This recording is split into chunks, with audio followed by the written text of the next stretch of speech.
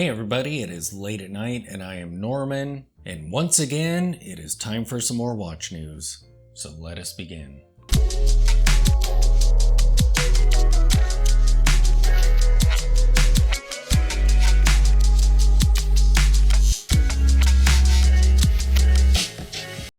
So the first article I have on my list comes from watchtime.com, and this was a write-up of a limited edition Zen Chronograph watch. This is a watch that has a brown colored dial, syringe hands, which I actually really like.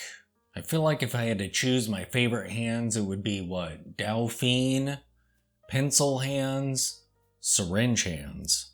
This chronograph has two sub-dials.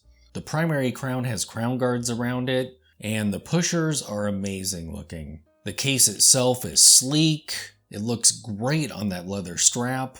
There are Arabic numerals for all of the hours except for 3 and 9 because those are covered up by the sub-dials. There's a sub-seconds complication at the 9 o'clock position and a running chronograph sub-dial at the 3 o'clock position. And the seconds track around the edge of the dial is broken down into fractions of a second.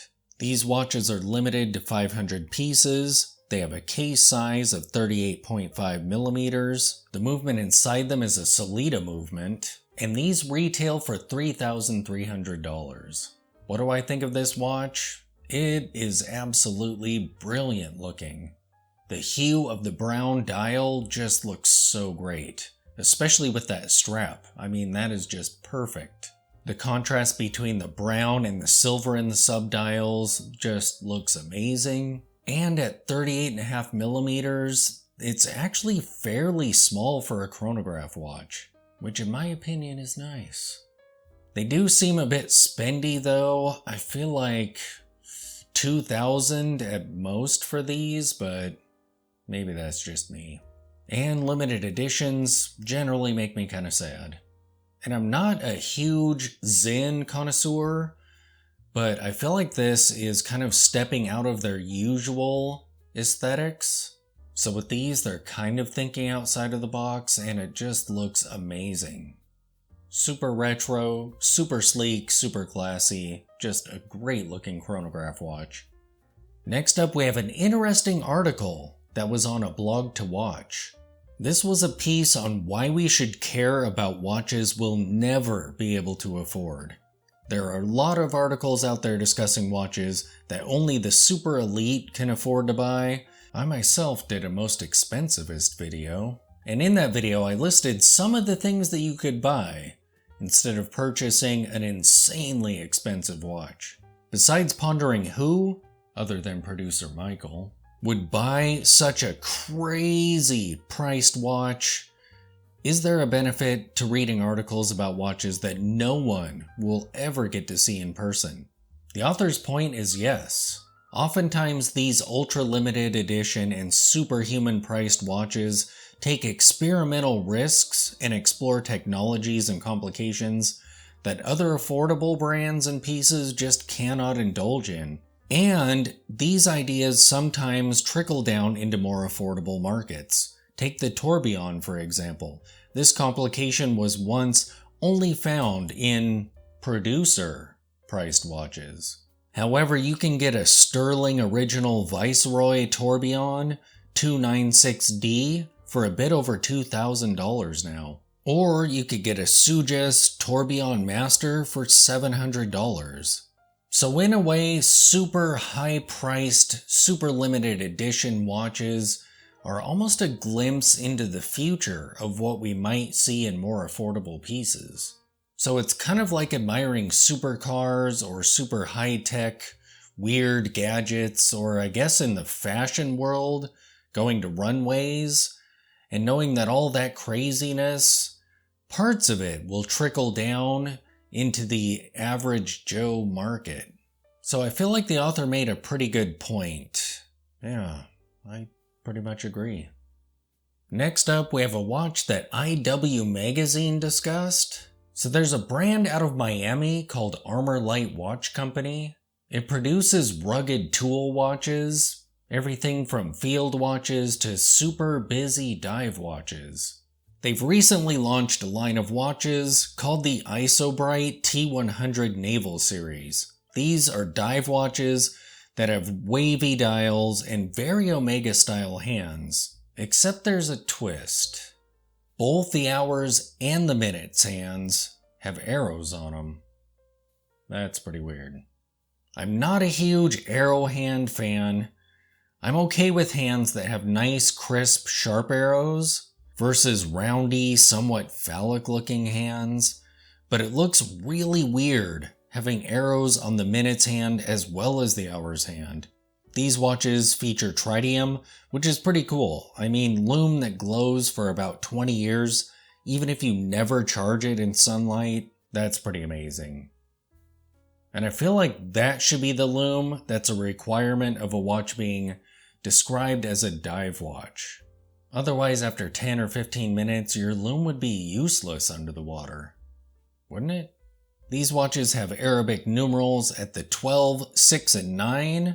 There is no 3 indicator because there's a date window there. And sadly, the color of the date window does not match the dial. So it kind of looks like an afterthought. The color of the bezel matches the dial, at least in the blue edition that we're looking at.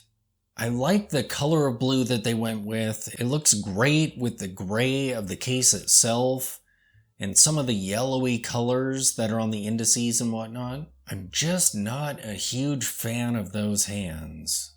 If they went with just the hour hand having an arrow and the minutes hand being a pencil hand or something along those lines, I feel like it would look better, but maybe that's because that's what I'm used to seeing. The case size on these watches is 44 millimeters. Youch. The water resistance is 300 meters.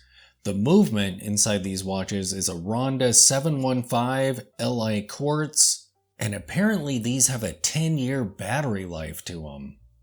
That's pretty impressive. The bezel is ceramic.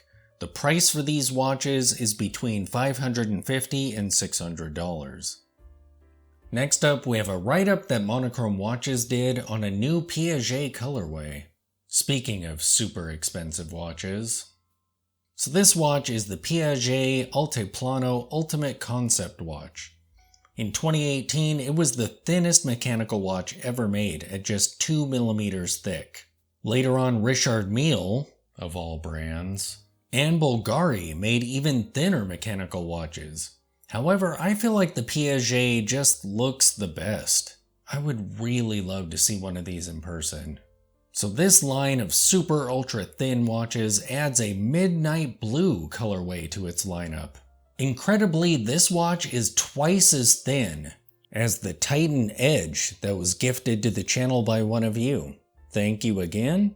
And I mean, look at how thin this watch is. The Piaget is twice as thin as this. And this is a quartz watch. Now bear in mind that this watch is 38 millimeters wide. The Piaget is 40 millimeters. So when you make a watch that's flat and thin like this, it looks a lot larger than it is on paper. So this watch looks kind of large. The Piaget must look huge at twice as thin and a couple millimeters larger. Oh, this Titan looks so cool though. Now I'm gonna have to wear it. But yeah, I think Piaget's ultra thin watches just look absolutely amazing. Such great design, and I love when companies push technology to its absolute limits.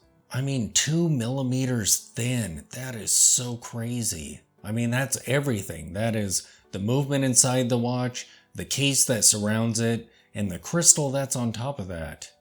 Wow. Oh, actually, the case size is 41 millimeters. Whoops. So yeah, the case size is 41 millimeters, the case height is 2 millimeters. The movement inside these watches is the 900P-UC hand-wound movement. The crystal is a 0.2 millimeter thick sapphire crystal. Wow, 0.2 millimeters. So I feel like if you just gently tap on it, would it shatter? And the price for these watches is over $400,000.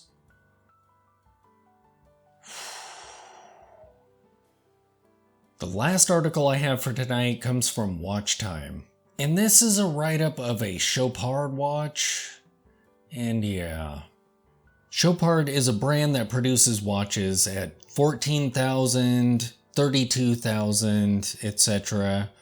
So the Maison is not an entry-level brand. But what if such a company were to produce a $10,000 watch that looks like a mall jewelry store citizen watch? Enter the annual Mil Miglia Classic Chronograph. This is a race-inspired chronograph. The dial is so busy that over half of the hour indices are covered up by subdials. And a date window is shoved between the 4 o'clock and 5 o'clock positions. I feel like this watch might end up on one of my ugly watch videos. I mean, if you're going to design a dial with oversized Arabic numerals for the hour markers, and then turn around and cover up nearly all of them with subdials and claustrophobic date windows, it might be time to return to the drawing board, especially if you're going to charge $10,000 for your watch. I mean, maybe in person these look brilliant. Maybe if you experience them in person, the $10,000 mark makes sense. But in pictures, yeah, no. The case size on these watches is 40.5 millimeters.